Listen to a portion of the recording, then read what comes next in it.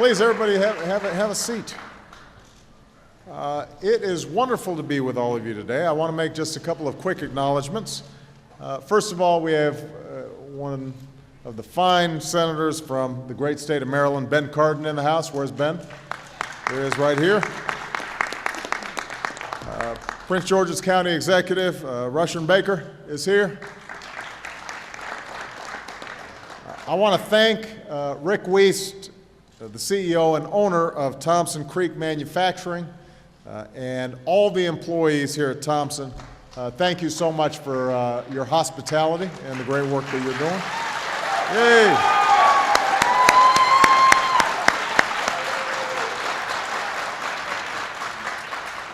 And I want to acknowledge the family and guests of those who are standing behind me today.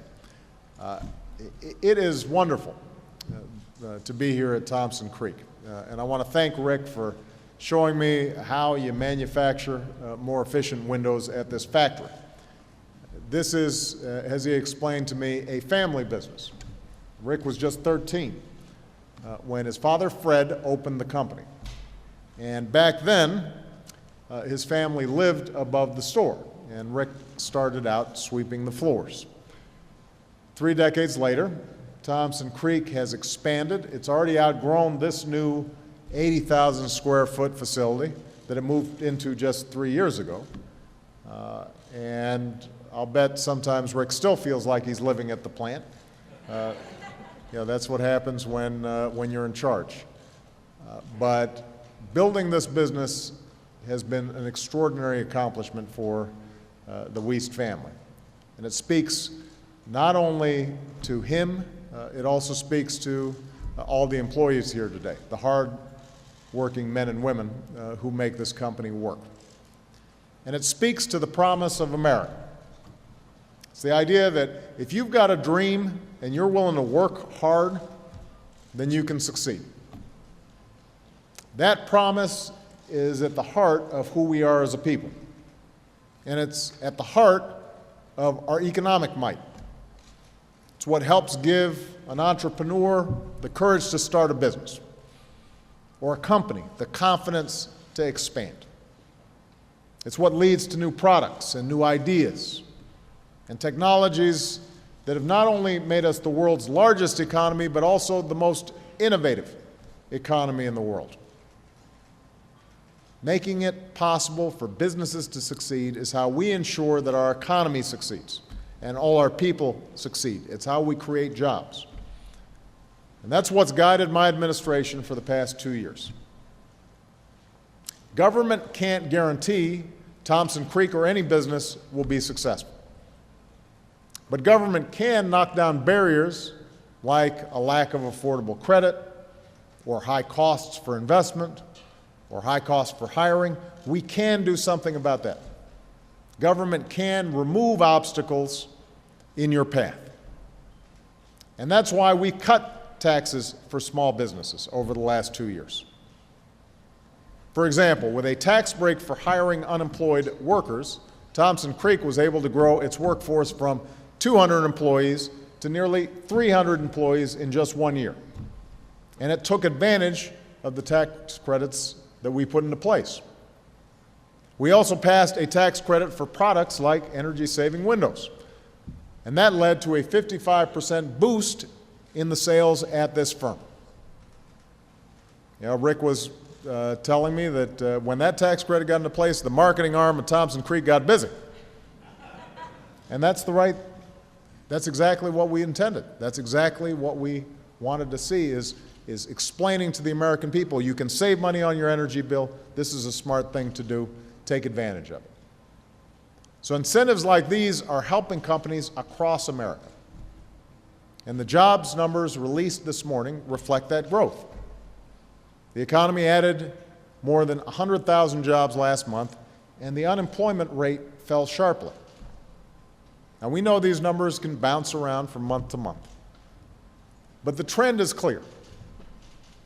We saw 12 straight months of private sector job growth. That's the first time that's been true since 2006. The economy added 1.3 million jobs last year. And each quarter was stronger than the previous quarter, which means that the pace of hiring is beginning to pick up. We're also seeing more optimistic economic forecasts for the year ahead, in part due to the package of tax cuts I signed last month, including a payroll tax cut for workers and a series of tax cuts to encourage investment and innovation and hiring. And I fought for that package because even though our economy is recovering, we've still got a lot to do. This was a brutal recession that we went through, the worst in our lifetimes. It left a lot of destruction in its wake. More than 8 million jobs were lost.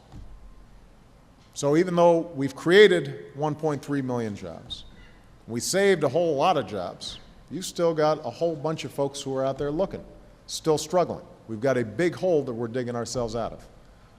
And so our mission has to be to accelerate hiring and to accelerate growth. And that depends on making our economy more competitive so that we're fostering new jobs in new industries and training workers to fill them. It depends on keeping up the fight for every job and every business and every opportunity to spur growth. And so standing with me here today are men and women who will help America fulfill this mission. Let me just introduce each of them. We're joined, first of all, by Gene Sperling, who I've appointed Director of the National Economic Council. Give Gene a big round of applause. This is Gene.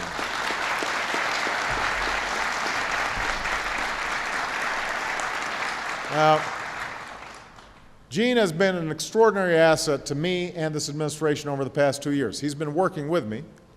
He led our efforts to pass the Small Business Jobs Bill to help companies all across America. He also helped negotiate the tax compromise that we passed at the end of this year. He's a public servant who has devoted his life to making this economy work and making it work specifically for middle-class families. One of the reasons I've selected Gene is he's done this before. This is his second tour of duty heading up the NEC. And in his tenure in the Clinton administration during the late 90s, he helped formulate the policies that contributed to turning deficits to surpluses and a time of prosperity and progress for American families in a sustained way. Few people bring the level of intelligence and sheer work ethic that Gene brings to every assignment he's ever taken, and few do so with such decency and integrity. So, Gene, we are lucky to have you back at the NEC, and I know you're going to do a terrific job. Part of the reason I know that Gene will do a terrific job is because he's going to have Jason Furman working with him. I'm pleased to elevate Jason Furman to be Principal Deputy at the National Economic Council. Give Jason a big round of applause.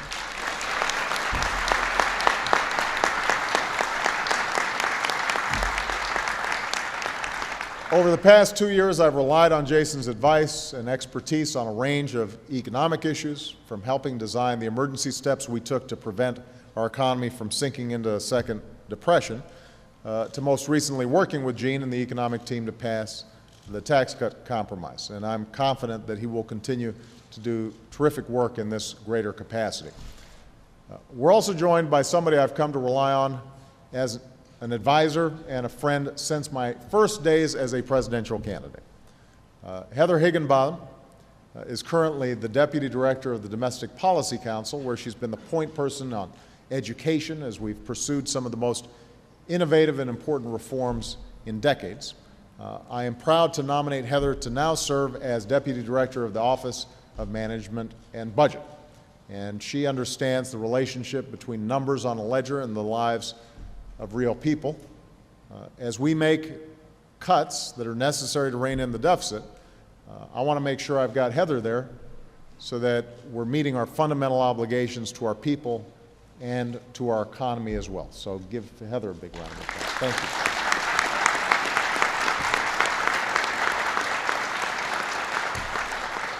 you. And finally, I'm nominating Catherine Abraham to the Council of Economic Advisors. Go ahead.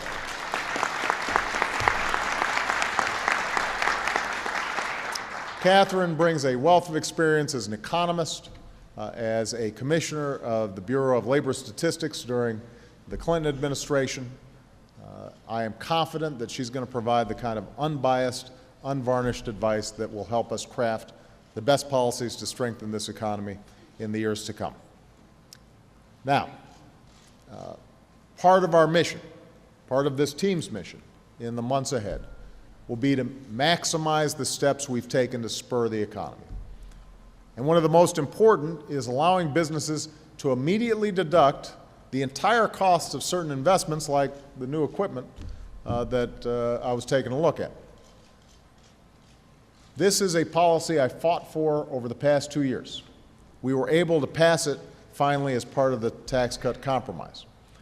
It is going to make a real difference for our economy. So, talking to Rick, I know Thompson Creek is planning to take full advantage of this tax break. And that's going to help Thompson Creek renovate, expand, and add another 100 new employees right here. And that's worth applauding. That's good.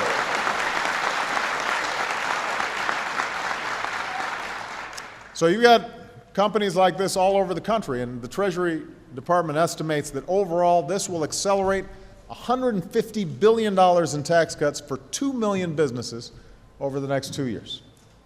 So I want to urge all businesses with capital needs to take advantage of this temporary expensing provision, because we expect it to lower the average cost of investment by more than 75% for companies like Thompson Creek. It is a powerful new incentive for businesses. It is a great opportunity for companies to grow and add jobs. Now is the time to act. Companies who are listening out there, if you are planning or thinking about making investments sometime in the future, make those investments now and you're going to save money. And that will help us grow the economy. It'll help you grow your business. Overall, the decline in the unemployment rate is positive news, but it only underscores the importance of us not letting up on our efforts. So I'm looking forward to working with Heather and Jean and Catherine and Jason and everybody at the White House. We have one focus, and that is making sure that we are duplicating the success of places like Thompson Creek all across the country.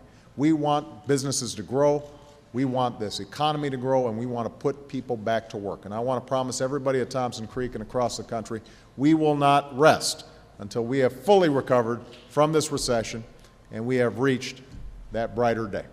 Thank you very much, everybody.